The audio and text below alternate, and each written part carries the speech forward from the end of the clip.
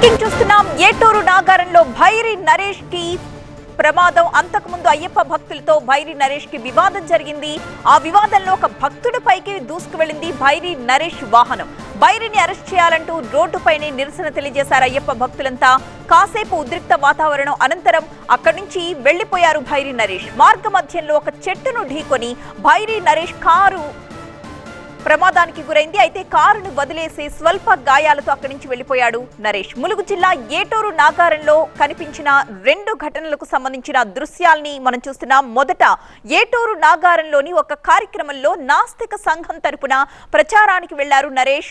అయ్యప్ప పుట్టుకను ప్రశ్నించారు అన్న కోపంతో నరేష్ గో బ్యాక్ అంటూ అక్కడున్న అయ్యప్పలందరూ ఒక్కసారిగా ఆందోళనకు దిగారు, నినాదాలు చేశారు. ఆయన కారుని అడ్డుకున్నారు.